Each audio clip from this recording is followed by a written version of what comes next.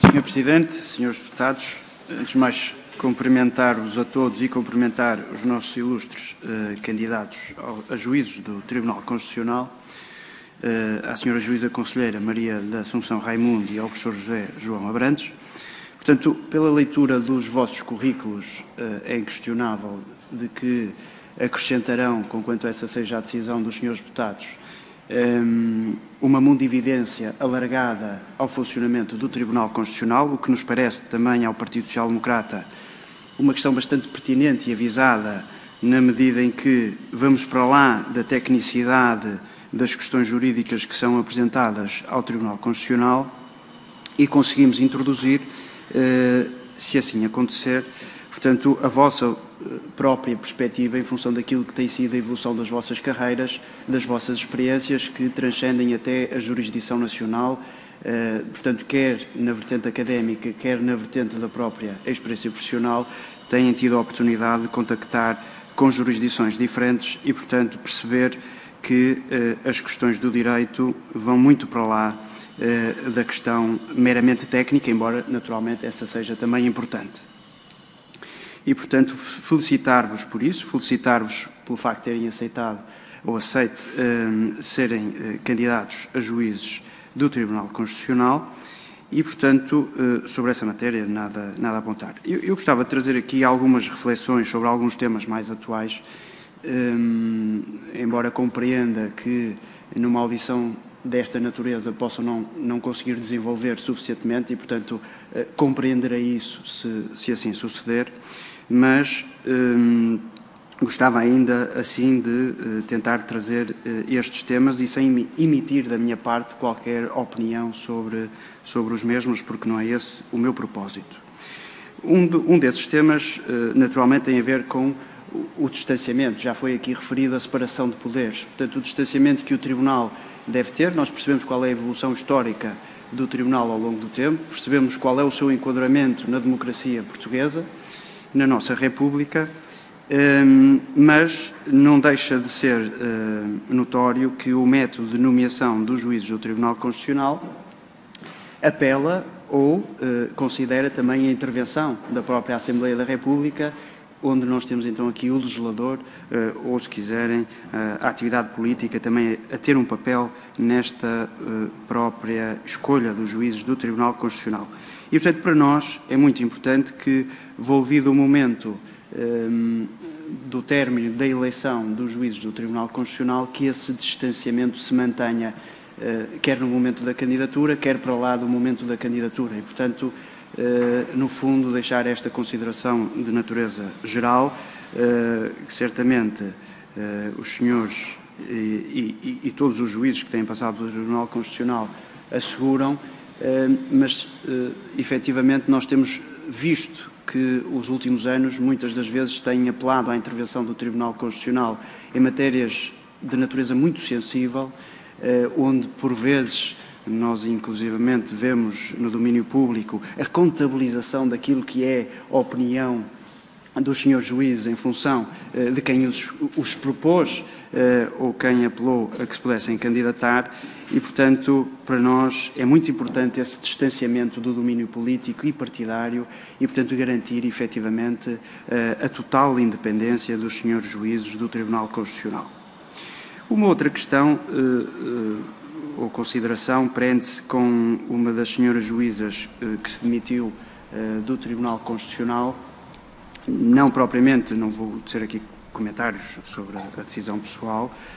não é isso que está em cima da mesa, mas na altura a senhora juíza Clara Sotomayor teve a oportunidade de escrever um artigo sobre o papel do próprio Tribunal Constitucional, não sei se o conhecem, cujo título era Quem guarda o guardador, não é? E teve a oportunidade de se pronunciar sobre os processos de fiscalização sucessiva de constitucionalidade, o papel do relator nesses mesmos processos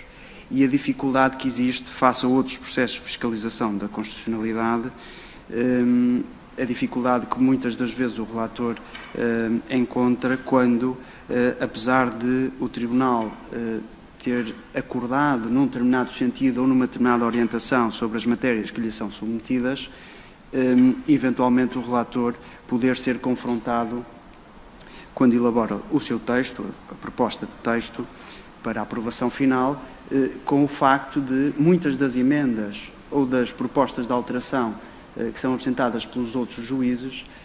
levarem a que haja algum distanciamento, desvirtuamento, se puder assim dizer, talvez desvirtuamento seja exagerado, mas algum distanciamento face àquilo que era a concepção inicial e depois a própria problemática, quando desenvolvida no texto escrito, apresenta outras questões que obrigam o relator a tomar determinadas posições que podem não merecer a concordância dos demais juízes do Tribunal Constitucional e, portanto, podermos terminar com um texto que já não é o texto, digamos assim, do relator. E isso criar uma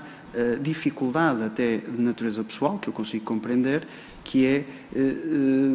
nós temos a ideia, a concepção geral, ela foi acordada entre os senhores juízes do Tribunal Constitucional, mas o texto já não espelha essa visão, porque foi necessário ir mais longe, mas também já não espelha, eventualmente, a posição do relator, na medida em que houve necessidade de introduzir alterações a essa mesma proposta. E, portanto, se puderem e se estiverem sensibilizados para essa questão, é uma questão mais específica, mas não deixa de ser impactante, porque quando temos um juiz do Tribunal Constitucional que abandona as suas funções por causa desta dificuldade, não deve ser uma questão que mereça a nossa indiferença. Até desta própria Assembleia, no âmbito das suas competências, de poder também fazer alguma reflexão sobre isto e percebermos um bocadinho também a vossa posição, se eventualmente tiverem discorrido já sobre ela. Um outro tema também muito atual, que eu não gostaria de deixar de trazer aqui,